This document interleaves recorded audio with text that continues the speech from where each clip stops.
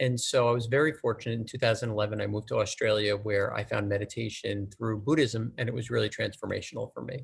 And little seed was planted that there's some really powerful stuff here. And so fast forward a few years later, I sold the company that I was running, and I felt there was an opportunity to bring practices like meditation and journaling and other things like that to people in a really simple, approachable, secular, non-spiritual way.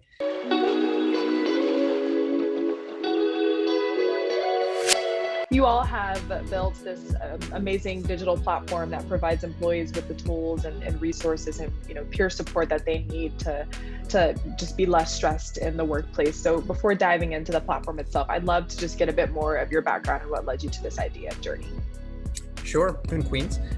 Went to college in New York, and went to college in New York at NYU, and found that while I was living life and trying to build a career and a life, there was stress and there were challenges, and so was always kind of seeking different ways to deal with that, not just at work, but in life overall.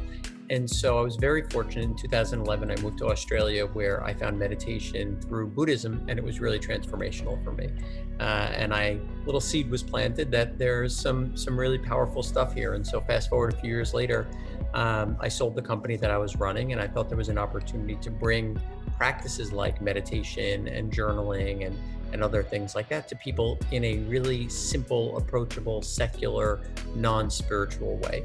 And so put together experts on the workplace wellness side, on the mental health side, and create a journey. So the company was born 6 years ago with the mission of helping all people live happier, healthier, less stressed lives, really about democratizing mental health.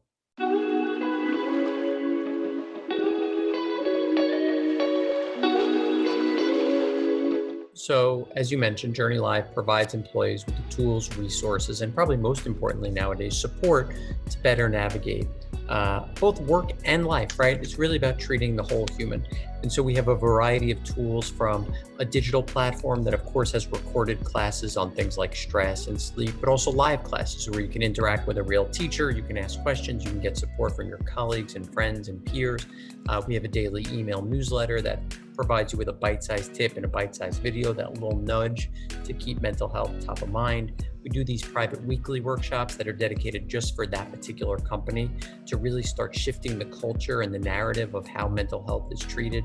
And then we have a whole host of tools on the HR side to allow, the folks that are bringing in the program to better manage it, drive engagement, and make sure it's really smooth and easy. So it's about providing employees with these tools and also shifting the narrative and the culture at the workplace itself.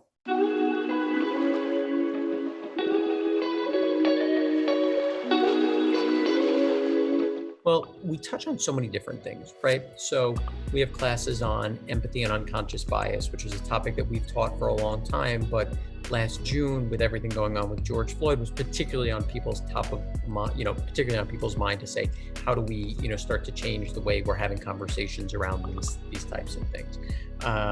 We just launched a new series called Returning to the New Normal, which is about returning to the office, traveling again, socializing in groups, which many of us haven't done in a while. And so there's anxiety around it.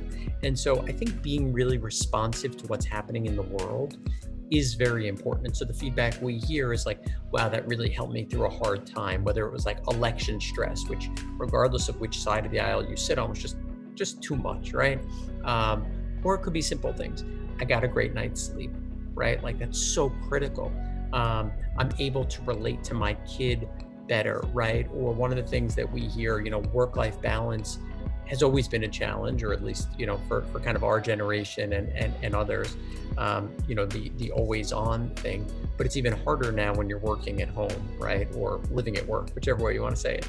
And so having people say, like, I usually, when I'm with my family, I'm thinking about work, or I feel guilty that I'm thinking about work, or when I'm at work, I'm thinking about my family, right? How do we help people to have a little bit more separation so that they can work really efficiently and effectively and productively, and be home and show up the way they want to show up?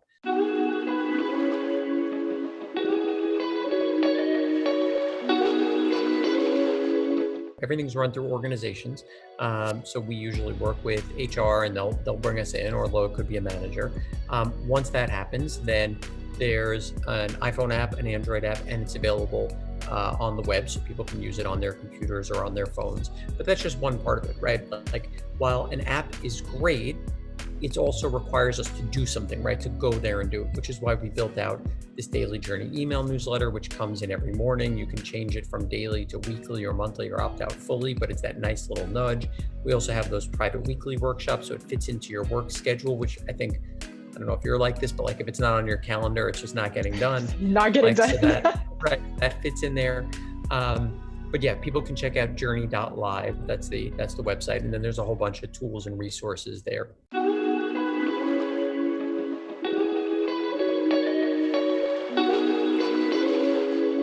So I think there are forces operating on both sides that both help and make this challenging. So the good news is that since Journey started 6 years ago, and this is not simply a Journey thing, this is a societal thing, we as a society have become more aware of the importance of mental health, right? You see Oprah talking about it or Prince Harry talking about it. You see products like Calm and Headspace getting mainstream adoption and seeing them now on Netflix and HBO. So you're starting to see a different awareness, which is amazing.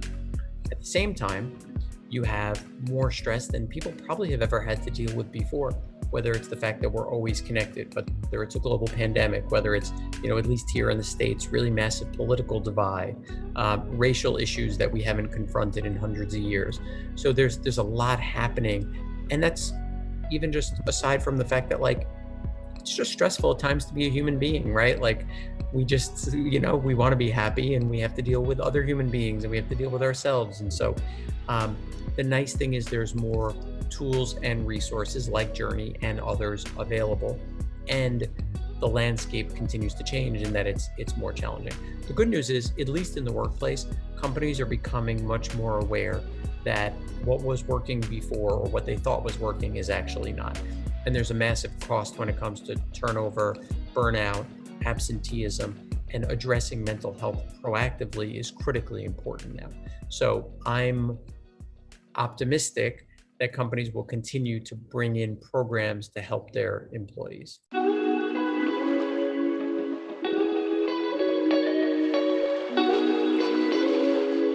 We're continuing to try to meet people where they are.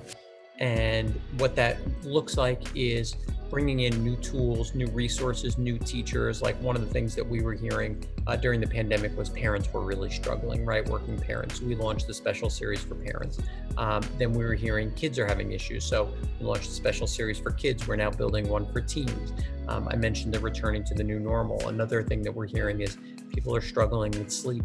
And so we launched this new series with a hypnotherapist to try to bring new tools and practices to people, again, in a way that meets people where they are. We committed to representation when I started the company. So over 50% of our teachers are teachers of color. We thought that was really essential for different voices to be heard. As it pertains to the world itself, I'm hopeful that at least in the developed world, right, where you and I live,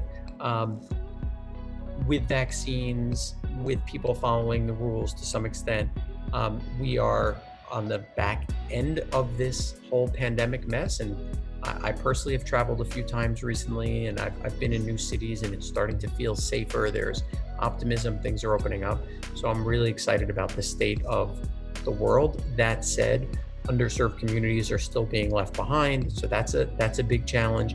And there's a lot of places in the world that don't have access to vaccines the way we do.